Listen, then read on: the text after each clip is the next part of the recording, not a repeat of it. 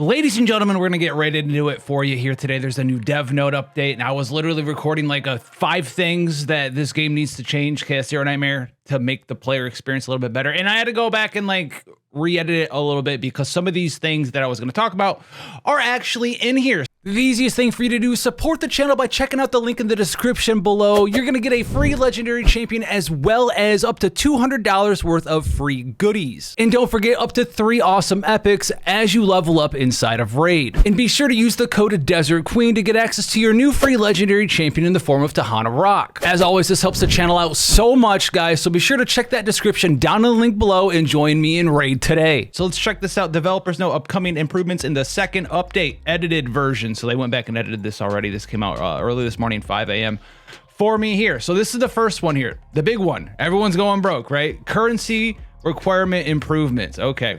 First, we will be improving currency requirements. One of the issues that has caused the greatest inconvenience for protos here. So let's see what they're doing here. Now, for level 60, it used to cost a little over 1 million credits to get someone leveled up as a combatant, and it used to cost 519,000 credits for a partner. After this update, instead of it costing 1,080,000 credits for a companion, it's only going to cost 216,000, which is insane. They're reducing the cost to like basically a fifth of what it used to cost. Same thing for partners, reduced to 103,800, basically a fifth or 80% reduction. Okay, 1/5, we got it there, which is absolutely huge.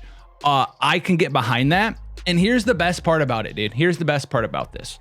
All right, as well. All units already consumed or all units, the credits already consumed for if you leveled people up like I did, is gonna get refunded to us on the 3rd of December, which is the Wednesday update, which is absolutely wild. So if you're like me and you're in, leveling your characters up, and I just started going broke because I was leveling up a bunch of characters. Like I have 1, 2, 3, 4 people at 60.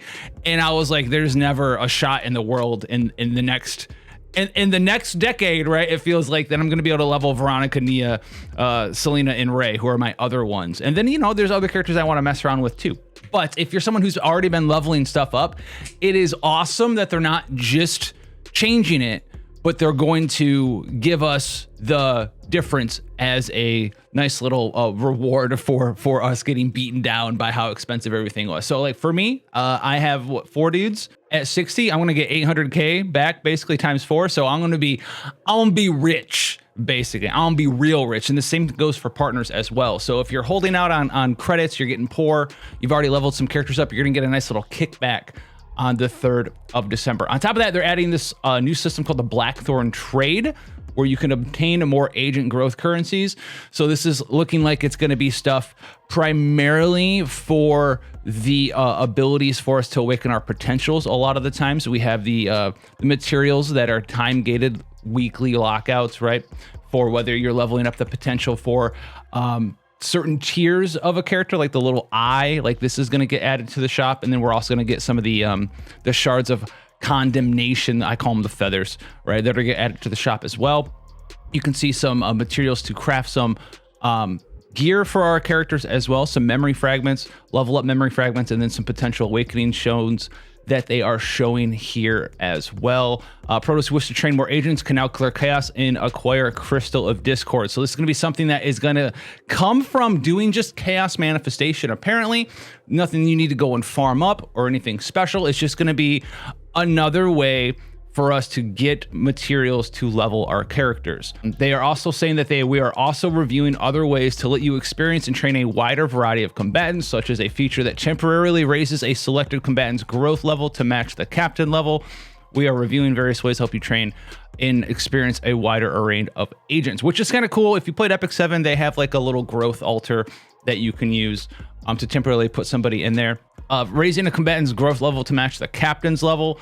Like the cap is 60 right now for characters, and then the combatant level cap, my character level, my captain level, okay, the captain level, geez, too many C's, I'm 52. So if they implemented something like that, you'd be able to like level someone up temporarily to 52, whether it's a brand new character or someone you just want to check out and mess around with. That is interesting. It says combatant's growth level to match the captain's level. It doesn't say anything about like their potentials or anything like that. So you'd still have to, you know, probably put memory fragments on them if they put something like that in the game. You'd still have to probably run in and level up some of their potentials possibly. I would like to see it. So like, yeah, if you're, you know, captain levels like 50 or whatever the character is getting maxed out to, it levels up a fair amount of the potentials as well. I think it's kind of useless if you can boost the character to like 52 or whatever and everything's straight 0. It doesn't need to be super maxed out. Like in Epic 7, for instance, you get like a plus 12 version of a character a lot of the time, plus 15 maybe now. They had it, which was like all of the skills maxed out, but it has its own constraints. I don't think they're going to one-to-one this system that's from Epic 7 into Chaos Zero Nightmare. But it is interesting that we might see something like that in the future. And even if it's just one character, just pull a new character. You don't have all the materials to level them up. Take them up to like 52 or whatever, right? And go test them out. It'd be kind of cool. Chaos gameplay experience improvements. Improving the roguelike experience is an ongoing, a long-term task for the project. Thank you, because it's like the core. It is the core gameplay loop for the game. So hopefully, yes, this gets improved. However, because of this, updates may feel gradual at times. Here's the first thing that they're going to do. And I read this, I saw this on Twitter. I don't think it's that big of a deal, and I think it's kind of like a miss. It's like probably the biggest miss here.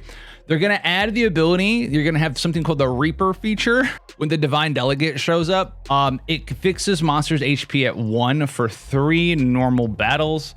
They're saying this is going to allow you to skip the early stages of gameplay more quickly.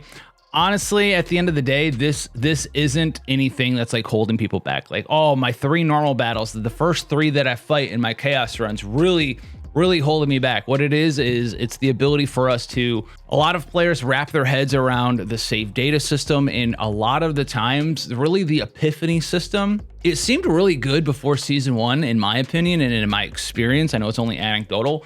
But after season 1 came out, it seemed like it got worse, especially in the new zone. I know they had to do some maintenance to fix it up. They added more ways to get epiphanies. It still seems bad, and it still seems, I don't want to say the word bad, but it still seems like it's not all the way there, right? We have all these abilities for us, and I'll go more to it in my other video, but there needs to be some sort of minor way for us to influence, you know, what epiphanies show up, or maybe re-roll them in some sort of way. Maybe it uses the time machine like currency that we have when we're taking turns back and taking actions back. Maybe there's something that allows us to re-roll what epiphanies show up if there's just 3 bad epiphanies, right?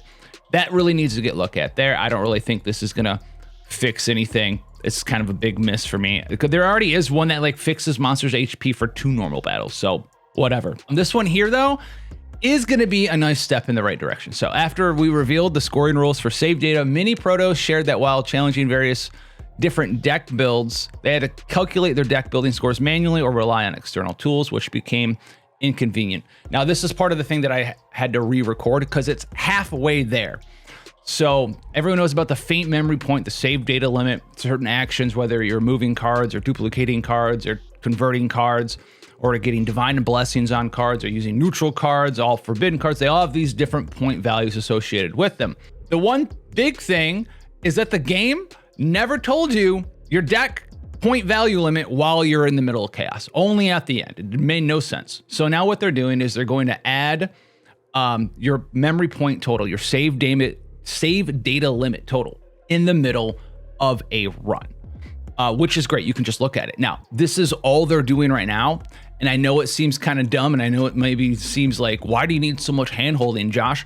I personally don't. I think this needs to be a thing, and this is why this is going to be what I say. This is my point, the hand-holding. At any time a game has a system where your users can't understand it, your users literally get no feedback on it, and it's all like this underground network thing. They have to go look up like a game facts guide or something using external tools to figure it out and understand it.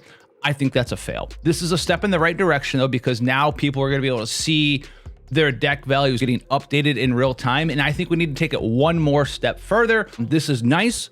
I think that when players are choosing an epiphany or choosing to remove a card or whatever they're doing with that would affect their save data, when they're picking something, it also needs to reflect what it will do to your save data point limit. You know, if you're removing your third neutral card, it should be like, this is going to take, what would be that? 0, 10, 30, 50. This is going to take 50 points, right? I had to go mental math. And how much is it actually? It should just tell you it's going to be 50.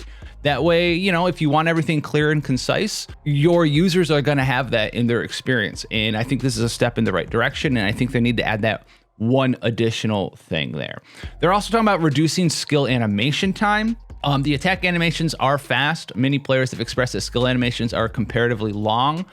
I don't know if this is really skill animation time. I think what it really is that if people are playing on auto battle, the auto battler is actually really, really slow. Very, very slow. Even I don't even know if there's like a ×2 speed or anything. The auto battler takes a moment to pick a card. We don't really know exactly what the logic is. I've tried to have it use the Tressa Mika Cassius combo deck. That's super fun to watch happen. I think it's more about just having ×2 speed and making the auto battler like a little bit faster, if that's what people are talking about here. I'm not really sure about the skill animation time itself. Like the actual animations seem to be pretty fast, like they were talking about here. Other quality of life updates. They're gonna actually add the turn count in Basin, Nebula Distortion, and any sort of content that cares about you knowing what the turn count is, beat it in 12 turns, etc. That makes sense. Like to see that there. And then animation improvements. They're talking about some other mental breakdown state. The screen effects will be more intense during chaos. Unidentified area text will now include additional horror effects. We'll find out what that means there. But the rest of this stuff, there's one big last thing, and we're going to talk about it here. All right. And your boy was already ahead of the curve. Okay. But here we go. So they wanted to bring up Yuki. So we also want to explain our internal review regarding Yuki, the update pickup agent. People have been expressing that Yuki's performance did not meet expectations, so they went back and did a review. And it shows, their internal data shows that Yuki performs pretty well in battles with 2 or more enemies, which, sure, her AoE build's pretty good in AoE circumstances. So they said simply bumping up her numbers was too high of a risk of overbalancing and making her strong in like every scenario. Be good in AoE, be good in single target, be good whether there's 2 enemies there, whether there's 1 enemy there. You can't really have an AoE card that is good in both single target and AoE circumstances. I think there's some things that they could tweak to her AoE cards that make them slightly better, right? Like there's that Haru AoE card. Like if there's only 1 enemy, it's like a damage bonus is something that they could look at. Allow people to tweak her build based on if they want it to be flexible, they want it to be all the way in on AoE, they want it to be all single target. They could do stuff like that. They didn't say anything about that here. So instead of applying immediate buffs, they're going to analyze Yuki's gameplay data and considering improvements that replace her least adopted Epiphany build-up options with more effective alternatives. And honestly, I think that you could do this for a couple of the other characters in the game. There are some characters that it's very weird. Like there's some epiphanies, like a lot of them that just like you don't ever want to see them show up at all ever. It's like my deck is actively worse now.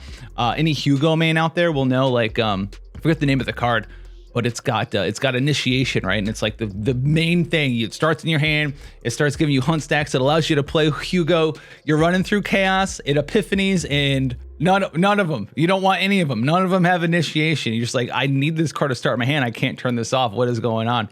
Which can also relay back into the, can we get some better grasps on epiphanies showing up in RNG? Because my character got ruined because I got lucky. I don't know.